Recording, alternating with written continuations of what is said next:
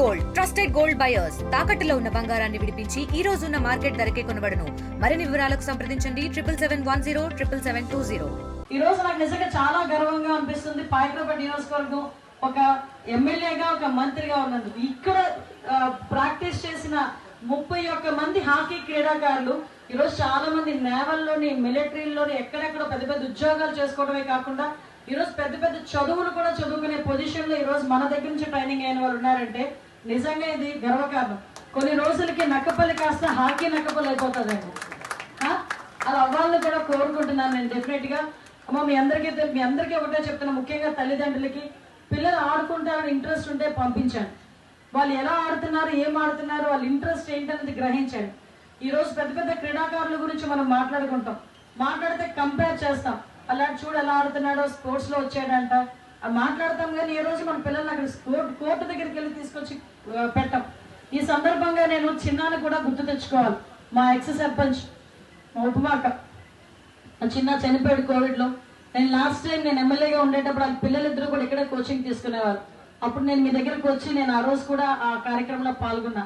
ఇక్కడికి వచ్చిన వెంటనే సోదరుడు చిన్నయ్య గుర్తొచ్చాడు. నిజంగా ఆ చిన్న ఆత్మ కూడా శాంతి కలగాలని మనస్ఫూర్తిగా కోరుకుంటున్నా. అటువంటి వ్యక్తి తాలూకా ఆశయాలు కూడా ఆ రోజు అనేవాడు నాతోనే. వెంకటేశ్వర నేను మేమందరం కూడా మేమందరం కూర్చుంటే అమ్మ ఇక్కడ హాకీకి ఏదో చేయాలమ్మా అని చెప్పేవాడు. నిజంగా ఆ రోజు ఈరోజు సార్థకమైంది. నేను దాన్ని కూడా ఈరోజు మీ అందరి ముందు పంచుకోవాలని ఉద్దేశంతో ఆ విషయం కూడా గుర్తు తెచ్చుకున్నా. ఇక్కడ ఉన్న ప్రతి క్రీడాకారులకి ముఖ్యంగా నేను ఇక్కడ ఇప్పుడే అడుగుతున్నా డిఎస్ఓ గారు, ముఖ్యంగా ఇంకొకటి కూడా ఏంటంటే ఇక్కడ పాయకరావుపేట నియోజకవర్గంలో స్పోర్ట్స్ ని డెవలప్ చేయాలనే ఉద్దేశంతో స్పోర్ట్స్ కాంప్లెక్స్ కూడా ఒకటి పెట్టడానికి సిద్ధపడ్డాం. అది కూడా పాయకరావుపేట కాలేజ్ గ్రౌండ్స్ ని ఒకసారి వెరిఫై చేయమని కూడా డిఎస్ఓ గారికి చెప్పాను.